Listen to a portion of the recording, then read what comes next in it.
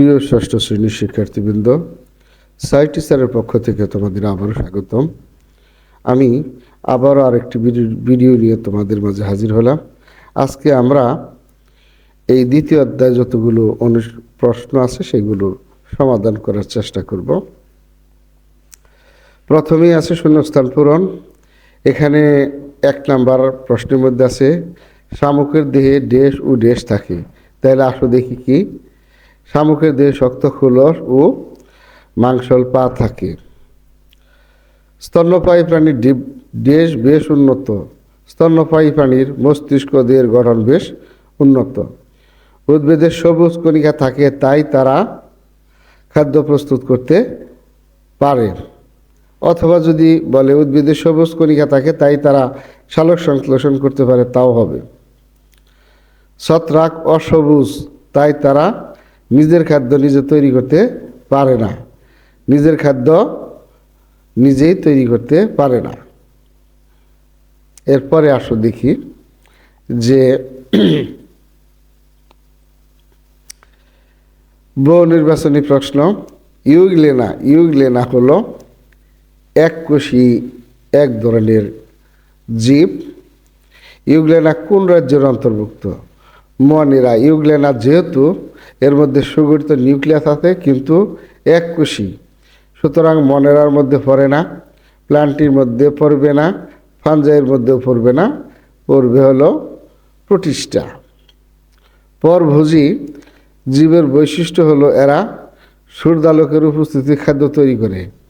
যেহেতু সূর্যালোকের উপস্থিতি খাদ্য তৈরি করতে পারে, তারা কিন্তু পরভোজী না। সুতরাং জীবিত জীব থেকে খাদ্য শোষণ করে, এটা ঠিক আছে। মৃত জীবের দেহাবশেষ গ্রহণ করে, এটাও ঠিক আছে। তার মানে 2 আর 3, এই যে 2 আর 3 এইটা। এরপরে আসো দেখি। নাফিস গ্রামে গিয়ে দেখলো তার চাচা সন্ধিযুক্ত পা ও পুঞ্জাক্ষী বিশিষ্ট এক ধরনের প্রাণী খুব সযত্নে সাথে লালন পালন করছে, যা উড়ে বেড়ায়ও ডিম পারে। একটি গাছের ডালে সে অন্য একটি প্রাণী দেখলো যা উড়ে বেড়ালেও ডিম পারে না এবং মাতৃদুগ্ধ পান করে। তাহলে নাফিসের চাচা কোন প্রাণীটি লালন পালন করলো? আমরা এখানে একটু বলতে পারি যে পা ও পুঞ্জাক্ষী আছে, তাহলে এরা পতঙ্গ বিশিষ্ট প্রাণী। আবার বলল যে একটি গাছের ডালে সে অন্য একটি প্রাণী দেখলো যা উড়ে বেড়ালেও ডিম পারে না, মানে ডিম পারে না, মাতৃদুগ্ধ পান করে, তার মানে বাদুড় হবে। তা শুধু কি বলেছে, নাফিসের চাচা কোন প্রাণীটি লালন পালন করে? তো পামরি পোকা লালন পালন করে লাভ নাই, উই পোকা তো আরও না, প্রজাপতি দরকার পড়ে না, মৌমাছি। তাইলে এখানে মৌমাছি উত্তর হবে। গাছের ডালের প্রাণীটি আঙ্গুলের নখ যুক্ত, গায়ে লোম যুক্ত, বাচ্চা প্রসব করে। হ্যাঁ, বাদুড়ের আঙ্গুলের নখ আছে, গায়ে হালকা লোম আছে, বাচ্চা প্রসব করে, মানে তিনোটাই। তার মানে ঘ উত্তর। এবার আসো দেখি 1 নাম্বার প্রশ্ন, সংক্ষিপ্ত প্রশ্ন যে একটি ব্যাঙ, একটি চারা গাছ ও একটি চশমা একটি কাচের জার দ্বারা 15 দিন ঢেকে রাখলে কি হবে? 15 দিন ধরে একটি ব্যাঙ, একটি ছোট চারা গাছ এবং একটি চশমা, মানে চশমার গ্লাস, একটি কাচের জারে রাখা হলে এই পরিবেশে অক্সিজেনের অভাব দেখা দিবে, কার্বন ডাইঅক্সাইডের বৃদ্ধি হবে এবং তাপমাত্রা ও আর্দ্রতার সমস্যা দেখা দিতে পারে। এতে ব্যাঙটির স্বাস্থ্য খারাপ হতে পারে এবং গাছটির জীবন ধারণের সমস্যা হতে পারে। এই ধরনের পরিবেশে জীবিত থাকা সম্ভব হলেও এটি সুস্থ স্বাভাবিক পরিবেশ নয়, বিদায় এখানে সুস্থ জীবনযাপন করা সম্ভব না। এটা হলো তার উত্তর। এরপরে আসো দেখি উভয়চর প্রাণীর বৈশিষ্ট্যগুলো উল্লেখ করো। উভয়চর প্রাণী যারা জলে স্থলে উভয় জায়গায় বসবাস করে তাদের উভয়চর প্রাণী বলে। এদের জীবনে কিছু সময় ডাঙ্গায় মানে মাটিতে ও কিছু সময় পানিতে বাস করে।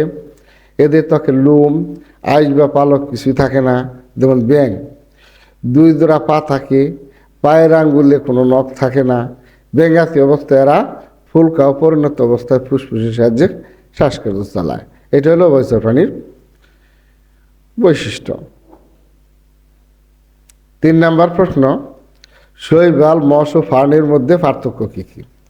শৈবাল ও মশ, ফার্ন অপুষ্পক, তিনটাই অপুষ্পক। এই তিনটা অপুষ্পক হলেও এদের মধ্যে বেশ কিছু পার্থক্য আছে। শৈবাল এমনই একটি অপুষ্পক উদ্ভিদ যাকে মূল, কাণ্ড ও পাতায় বিভক্ত করা যায় না। যাদেরকে মূল, কাণ্ড, পাতায় বিভক্ত করা যায় না তাদেরকে সমাঙ্গদেহী বা থেলোফাইটা উদ্ভিদ বলে। তার মানে এটা মূল, কাণ্ড, পাতা বিভক্ত করা যায় না, অর্থাৎ কোনটা মূল, কোনটা পাতা, কোনটা কাণ্ড, এটা বিভক্ত করা যায় না। আবার যদি মশ দেখি, মশকে কাণ্ড ও পাতায় বিভক্ত করা যায়, কিন্তু মূল থাকে না, তবে মূলের পরিবর্তে রাইজোইড থাকে। হ্যাঁ, এখানে কাণ্ড আছে, সবুজ পাতাও আছে, কিন্তু মূল না, মূলের পরিবর্তে রাইজোইড থাকে। ফার্ন উদ্ভিদকে মূল, কাণ্ড ও পাতায় বিভক্ত করা যায়, এই 3টা ভাগে ভাগ করা যায়, এবং এই জন্য অপুষ্পকের মধ্যে ফার্ন সবচেয়ে বেশি উন্নত। তাহলে এখানে 3টার মধ্যে একটা পার্থক্য বিরাজমান করতেছে, আমরা বুঝতে পারছি। এর পরবর্তীতে আসলে দেখি 4 নম্বর প্রশ্ন কি, মেরুদণ্ডী ও অমেরুদণ্ডী প্রাণীর মধ্যে প্রধান পার্থক্য লিখো। মেরুদণ্ডী অমেরুদণ্ডী প্রাণীর মধ্যে প্রধান পার্থক্য হলো, মেরুদণ্ডী প্রাণীদের মধ্যে মেরুদণ্ড উপস্থিত, অমেরুদণ্ডী প্রাণীদের মধ্যে মেরুদণ্ড অনুপস্থিত, মানে নাই। সাধারণত বড় এবং জটিল, এই মেরুদণ্ডী প্রাণীগুলো একটু বড় এবং জটিল, মানে জটিল তন্ত্র বিশিষ্ট, যেমন মৎস্য, পাখি, স্তন্যপায়ী, সকল স্তন্যপায়ী প্রাণী হলো মেরুদণ্ডী প্রাণী। সাধারণত ছোট এবং সহজ সরল, যেমন পোকামাকড়, কেঁচু ইত্যাদি। অধিকাংশই এরা যৌনজননের মাধ্যমে প্রজনন সম্পন্ন করে। আর অমেরুদণ্ডী, যেহেতু অমেরুদণ্ডী নিম্ন শ্রেণীর জীব, তাই এরা অযৌন, যৌন উভয় প্রকার প্রজননই এদের মধ্যে হয়ে থাকে। রক্ত সঞ্চালন পদ্ধতি উন্নত, মানে বেশ জটিল। এখানে রক্ত সঞ্চালন পদ্ধতি সাধারণত সরল প্রকৃতি। তো এরপরে হলো নগ্নবীজি ও আবৃতবীজি উদ্ভিদের মধ্যে উদ্ভিদের বৈশিষ্ট্য উল্লেখ করো। তো নগ্নবীজি, আমরা জানি যে সকল উদ্ভিদের বীজ উন্মুক্ত অবস্থায় থাকে, নগ্ন অবস্থায় থাকে, তাদেরকে নগ্নবীজ উদ্ভিদ বলে। এসব উদ্ভিদের ফুলে ডিম্বাশয় না থাকায় ডিম্বকগুলো নগ্ন থাকে। এসব ডিম্বক পরিণত হয়ে বীজে পরিণত হয়, উদাহরণ সাইকাস, পাইনাস ইত্যাদি। আর আবৃতবীজি আম, জাম, কাঁঠাল, তাল, নারিকেল, সুপারি, সরিষা সহ আমাদের চারপাশে অধিকাংশ সবুজ উদ্ভিদই সপুষ্পক এবং আবৃতবীজ উদ্ভিদ। এসব উদ্ভিদের ফুলে ডিম্বাশয় থাকে, ডিম্বকগুলো ডিম্বাশয়ের ভিতর সজ্জিত থাকে, তার মানে ডিম্বাশয়ের ভিতর সজ্জিত। নিষেকের পর ডিম্বক বীজ এবং ডিম্বাশয় ফলে পরিণত হয়। তাহলে নিষেকের পর ডিম্বক, এটা কিসে পরিণত হয়? বীজে পরিণত হয়। আর ডিম্বাশয় কিসে পরিণত হয়? ফলে পরিণত হয়। এই কারণে বীজগুলো ফলের ভিতর আবৃত অবস্থায় থাকে। এবার আমরা তো বিভিন্ন প্রশ্নগুলো জানলাম। এবার আসো দেখি যে প্রশ্নগুলো, এই 4-5টা প্রশ্ন আমরা এখন জানলাম, উত্তরগুলো জানলাম।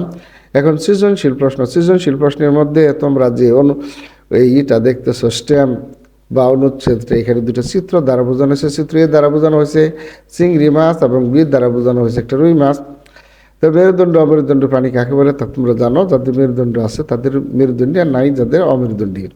কোন ব্যাংকে উভয়চর প্রাণী বলার কারণ হলো এরা জল স্থল উভয় জায়গায় বসবাস করে।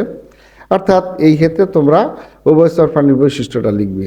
এ ও বি চিত্রের প্রাণীটির পার্থক্য, তার মানে মেরুদণ্ডী হলো এইটা, আর এটা হলো অমেরুদণ্ডী। মেরুদণ্ডী অমেরুদণ্ডী প্রাণীর পার্থক্য লিখবা।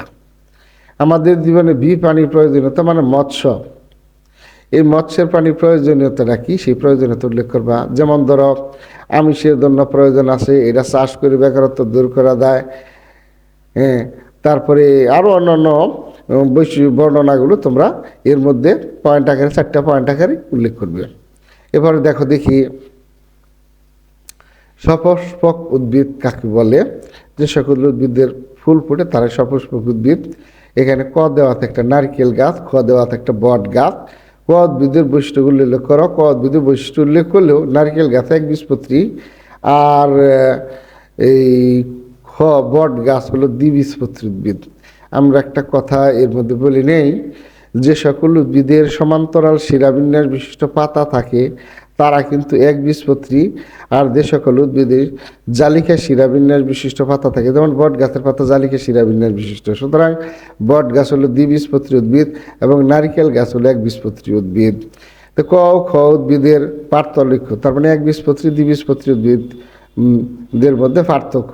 আমাদের জীবনে ক উদ্ভিদের গুরুত্ব, অর্থাৎ নারকেল গাছের অর্থাৎ নারিকেল থেকে শুরু করে নারকেলের গাছের পাতা এবং কয়ের এগুলো কি কি কাজে লাগে, এটা আমাদের কি কি কাজে লাগে, এই সকল বিষয়গুলো এখানে বর্ণনা করবে। তো যাই হোক, আজ এই পর্যন্তই। আশা করি তোমরা অনেকটাই ভালোভাবে এটা অনুধাবন করতে পেরেছ। পরবর্তী অধ্যায়ে ভিডিও দেখার আমন্ত্রণ জানিয়ে আপাতত এখানেই রাখছি। তোমরা সবাই ভালো থাকো। আল্লাহ হাফিজ।